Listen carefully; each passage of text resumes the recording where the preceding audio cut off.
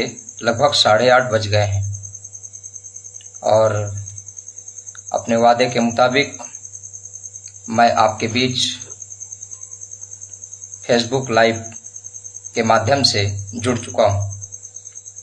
आप सभी को जय भवानी, जय वंदे।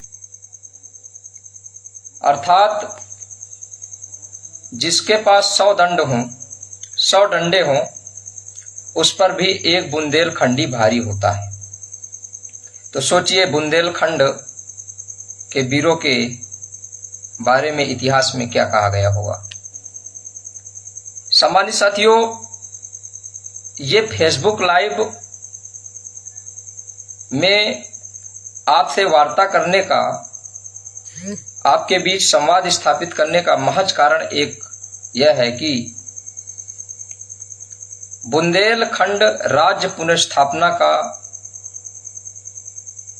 जो मुहिम हम सब ने छेड़ा है, उस पर कुछ न कुछ कार्य होता रहे।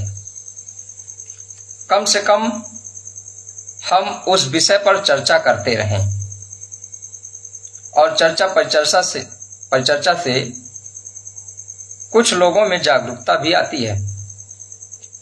साथियों, आप सभी जानते हैं कि जब भारत स्वतंत्र हुआ,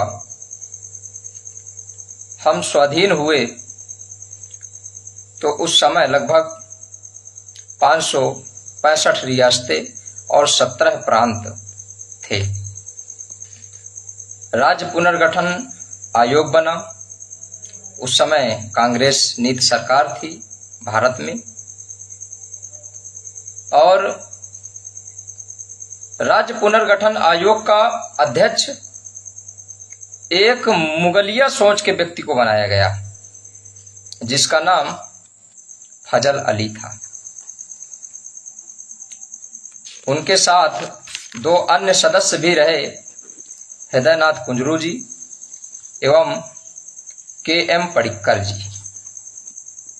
साथियों, 1948 12 मार्च को भारत की संविधान सभा ने विंध्य प्रदेश का, और की वजह से बातचीत करने में थोड़ी सी बाध्यता आती है।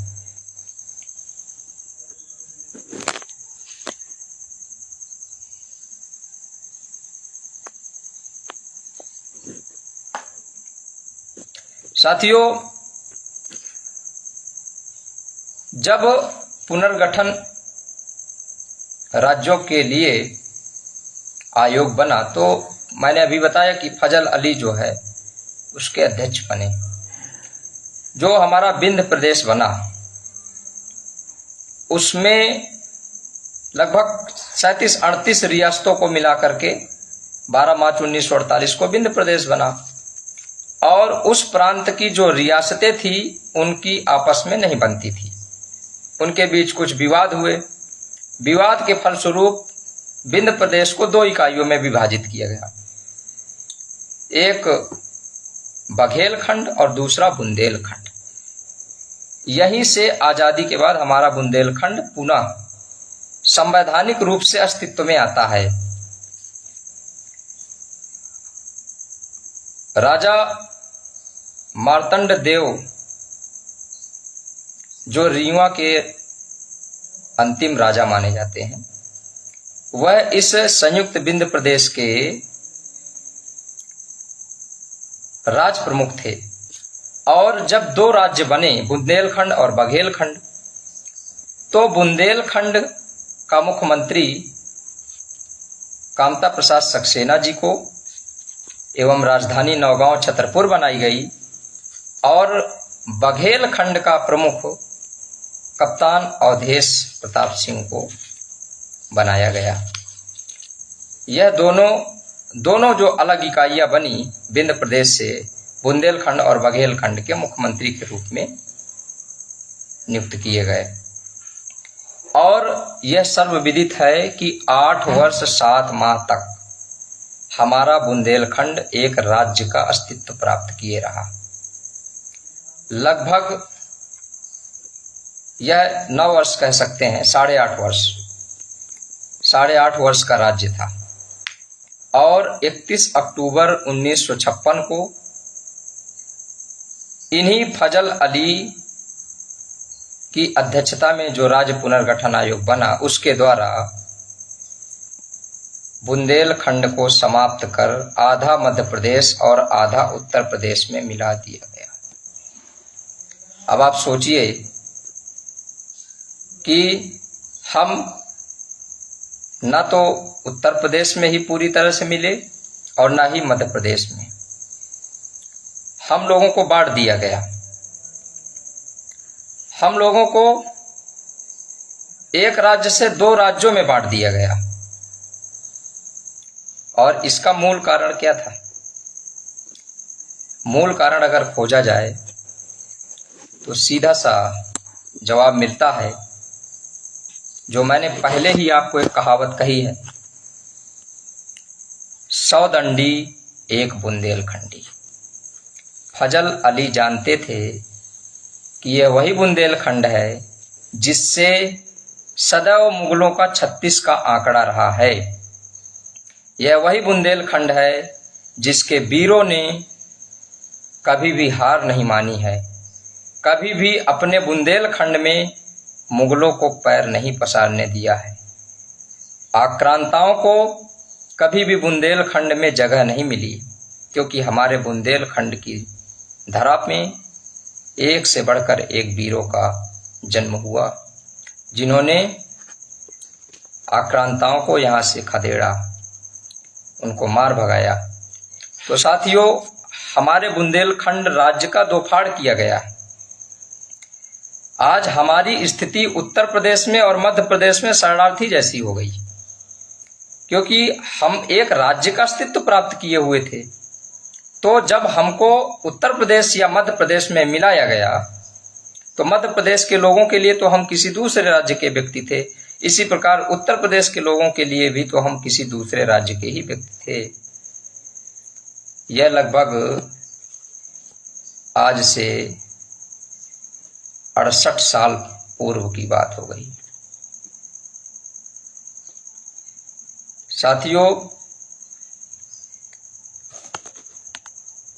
आज 70 वर्ष हमारे बुंदेलखंड राज्य को समाप्त होते हुए लगभग हो गए हैं। और इन 70 वर्षों में बुंदेलखंड के साथ क्या किया गया है, बुंदेलखंड का कितना विकास किया गया है, यह किसी से छिपा हुआ नहीं है। एक बात यह स्पष्ट है कि बुंदेलखंड के लोगों को 2ym दर्जे का क्यों समझा जाता है। इसका मूल कारण ही राज्य समाप्त किए जाने का जो मैंने घटनाक्रम बताया, उसमें छिपा हुआ है।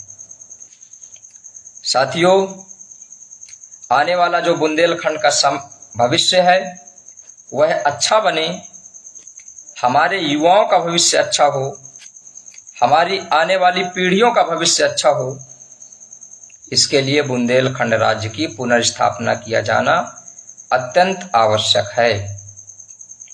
यह बात प्रत्येक बुंदेलखंडी को जान लेना चाहिए।